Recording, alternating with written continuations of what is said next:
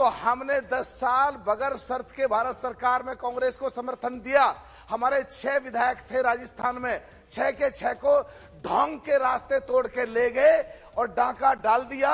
अगर ढोंगी है तो गहलोत है और मुख्यमंत्री राजस्थान का है, अगर ढोंगी बाबा है तो। साहब एक बात और कहना चाहता हूं, कांग्रेसी साथी होते तो बहुत बढ़िया आता, मजा आता। मैं फिर वो डायलॉग बोलता, सीटें बांध लीजिए मौसम बिगड़ने वाला है। अभी बजट पे जहां तक बात है, सत्ता पक्ष के लोग बढ़ा चढ़ा के पूरी उसका गुणगान करते हैं और हम विपक्ष के लोग उसके खिलाफ ढूंढ ढूंढ के कहां से लाके बात करते हैं।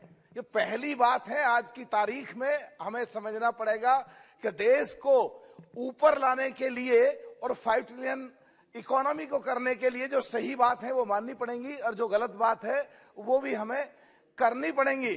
अभी अगर ये हम विपक्ष के लोग सरकार में कमी निकालें ताकि हम पब्लिक में मजबूत हो जाएं, उससे हट के सोचना पड़ेगा। अभी 4-5 दिन माननीय राहुल गांधी जी ने कहा कि ढोंगी बाबा एक प्रदेश के मुख्यमंत्री को, तो मैं कहना चाहता हूं विपक्ष को मजबूत करना और इनको कमजोर करना सत्ता पक्ष को, तो वास्तविकता पे जाना पड़ेगा। 3 प्रदेशों में कांग्रेस की सरकार है।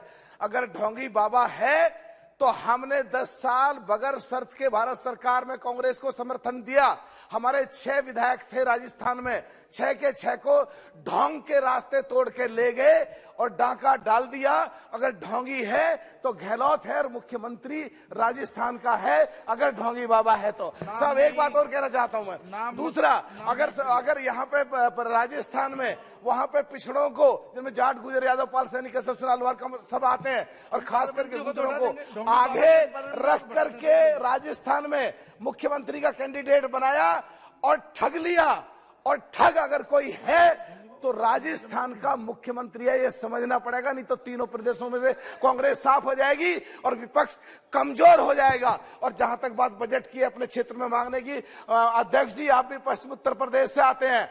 अंग्रेजों से पहले मुगल के कार्यकाल में मेरठ का नाम देश के 4 शहरों में आता था। दिल्ली उसमें थी, आगरा भी था, मेरठ भी था उसमें, और मेरठ का नाम आता था। तो मैं चाहता हूं कि मेरठ के लोग, और मेरठ पूरा आज करीब 1200 किलोमीटर चल के इलाहाबाद जाना पड़ता है और कोरोना के बाद बहुत केस इकट्ठे हो गए हैं, बहुत लोग परेशान हैं, बहुत लोग तंग हैं। तो मेरठ में हाई कोर्ट की स्थापना कराई जानी चाहिए।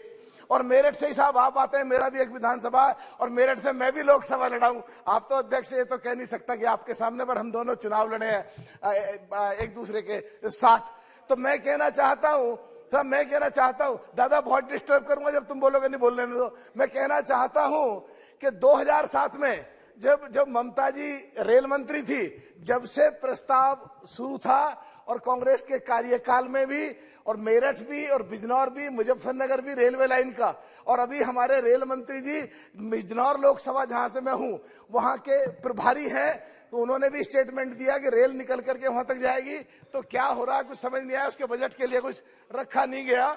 और साहब ये एक बात कह रहा हूं, वहां पे सुक्रताल है, वहां पे हस्तिनापुर है, वहां पे विदुरकुटी है, वहां पे उनके महाभारत वालों के वंशज राजा परिषदगढ़ है। तो वहां तुरंत रेल वाला जो पेंडिंग है वो कई बार मैं पहले उठा चुका हूं, वो भी उठाया जाना चाहिए। और सब जो जम्मू कश्मीर के बारे में जो 370 हटने के बाद वहां के लोगों को जो आजादी मिली है, जो खुला सांस लेने का मौका मिला है, और जो हिंदुस्तान और पाकिस्तान की बाउंड्री पे जो वहां के जो मुसलमान गुजर हैं, उनके लिए एक पैकेज होना चाहिए था, जरूर बजट रखना चाहिए था SEZ के लिए। सब खत्म कर रहा हूं, बस एकदम खत्म कर रहा हूं सब। उसमें सब ये एक चीज और, एक बजट में बहुत अच्छी बात आई है।